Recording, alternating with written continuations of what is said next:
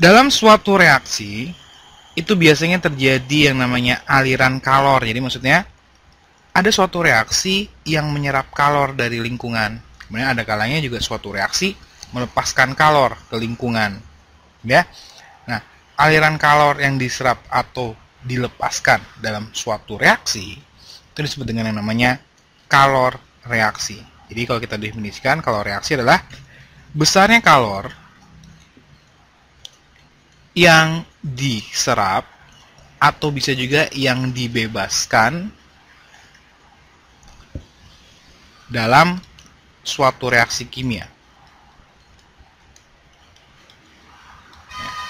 Nah, besarnya kalor yang diserap atau dilepaskan tentu akan mempengaruhi besarnya energi dalam, gitu ya. Jadi akan mempengaruhi besarnya energi.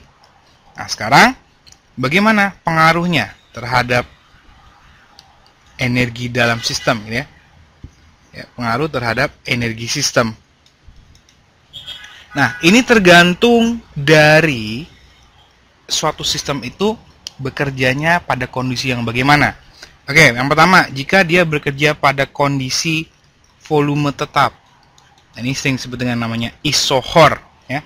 Kalau volume tetap berarti tidak ada yang namanya perubahan volume. Dengan lain, delta volumenya itu sama dengan 0. Oke, masih ingat persamaan delta E itu sama dengan apa? Q ditambah dengan W, ya.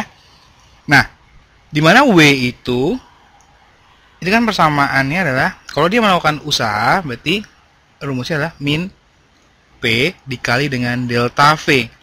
Nah, lihat, karena delta V-nya 0, maka hasil kali ini akan bernilai 0, gitu ya. Sehingga pada volume tetap, usaha yang dilakukan itu 0. Sehingga besarnya energi dalam itu sama dengan nilai Q. Jadi artinya pada volume tetap, besarnya kalor yang dilepas atau dibebaskan itu identik dengan menambah atau mengurang dari energi dalam.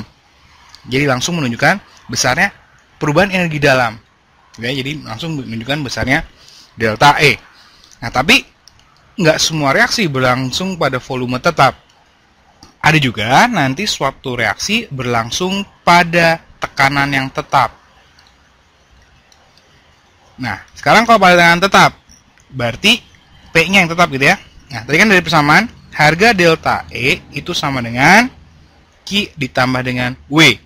Dimana kalau suatu sistem melakukan usaha, W-nya itu sama dengan min P dikali delta V. Berarti dalam hal ini W-nya nggak 0. Karena kan P-nya tetap, gitu ya. Delta V-nya pasti ada, ya. Karena dia hanya berlangsung pada tekanan tetap. Tapi volumenya mungkin berubah. Oke, kita masukkan persamaan ini ke sini. Didapat nanti harga delta E sama dengan Q minus P delta V.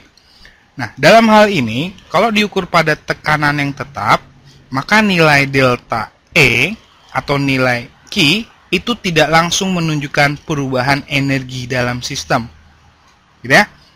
Jadi pada tekanan tetap, nilai Q tidak langsung menunjukkan besarnya energi dalam dari suatu sistem. Nah, tapi para ilmuwan mencari suatu bentuk energi lain yang langsung menunjukkan perubahan bentuk energi yang dimaksud itu langsung menunjukkan besarnya kalor reaksi. Nah, maka nanti dikenal dengan namanya entalpi. Nah, jadi, ilmuwan mengenalkan bentuk energi dalam bentuk entalpi.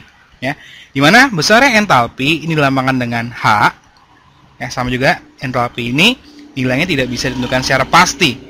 Tapi yang bisa ditentukan adalah perubahannya. Jadi, tapi nilai entalpinya itu persamaan entalpinya sama dengan energi dalam ditambah dengan P dikali V. Nah, di mana nilai delta H-nya, kan nilai H-nya suka ditentuin. Yang bisa ditentuin adalah nilai delta H-nya. Itu berarti sama dengan delta E ditambah dengan sebenarnya nanti P delta V ditambah V delta P, gitu ya. Tapi ingat, kalau berlangsung pada tekanan yang tetap, berarti kan nilai ininya 0, gitu ya.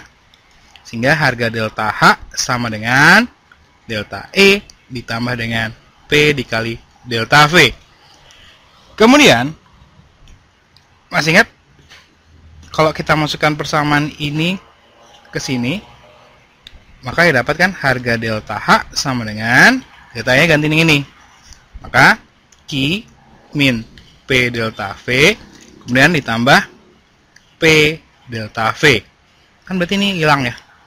Maka pada tekanan yang tetap, besarnya kalor yang diserap atau dilepaskan itu langsung menunjukkan perubahan entalpi. Ya. Jadi dalam hal ini yang kita bisa cari adalah harga perubahan entalpinya. Dimana pada kondisi tekanan tetap, perubahan entalpinya itu langsung sama dengan besarnya kalor yang dilepas atau diserap dalam suatu reaksi. Nah, jadi para ilmuwan menentukan bahwa pada saat kondisi tekanan tetap, besarnya kalor dilepas atau diserap itu langsung menunjukkan perubahan energi tapi dalam bentuk entalpi dalam suatu sistem, gitu ya. Nah, ini penting kenapa? Karena kebanyakan suatu reaksi itu lebih banyak terjadi pada tekanan tetap dibandingkan pada volume tetap, gitu ya. Jadi untuk selanjutnya kita pakai harga delta H itu sama dengan Q. Kenapa? Karena banyak banget reaksi yang berlangsung pada tekanan tetap. Oke, secara umum tadi kan suatu reaksi kan dibagi dua gitu ya. Ada reaksi yang melepaskan kalor, ada reaksi yang menyerap kalor. Ya. Yang melepaskan kalor itu disebut dengan exotherm. Exotherm adalah suatu reaksi yang tadi melepaskan kalor. Kemudian ada lawannya berarti endotherm. Endotherm adalah suatu reaksi yang menyerap kalor. Nah, kalau ada suatu reaksi ya dari reaktan berubah menjadi produk.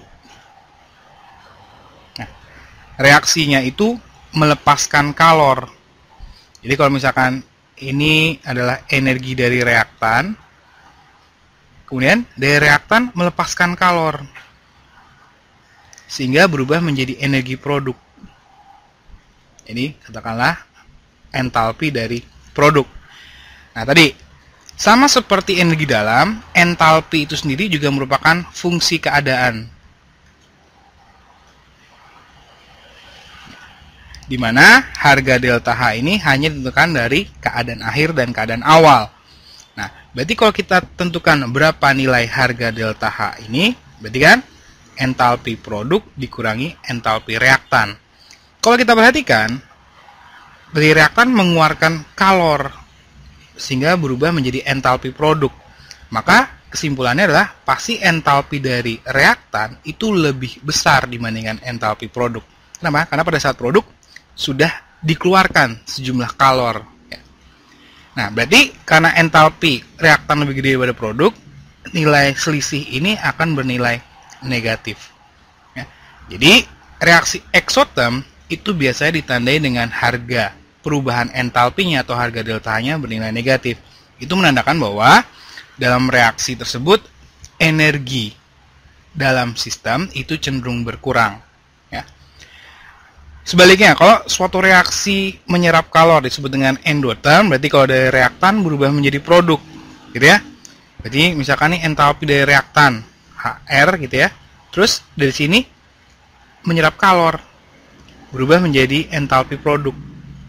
Nah, karena dari reaktan menyerap kalor berubah jadi entalpi produk, pasti dalam hal ini kesimpulan kita entalpi reaktan lebih kecil dibandingkan entalpi produk. Kenapa? Karena pada saat produk itu sudah diserap kalor, gitu ya. Maka sehingga perubahan entalpinya, berarti kan entalpi itu tadi hanya ditentukan dari akhir dan awalnya saja. Berarti perubahan entalpi sama dengan entalpi produk dikurangi entalpi reaktan. Karena entalpi produk lebih besar dibanding reaktan, pasti bernilai positif. Sehingga reaksi endotherm biasa ditandai dengan harga delta-nya positif. Kenapa? Karena dengan menyerap kalor, pasti energi dari energi total dari sistem akan bertambah. Itulah yang menyebabkan kenapa exotherm delta H negatif, endotherm delta H-nya positif. Itu menyatakan energi sistem bertambah atau berkurang, gitu ya.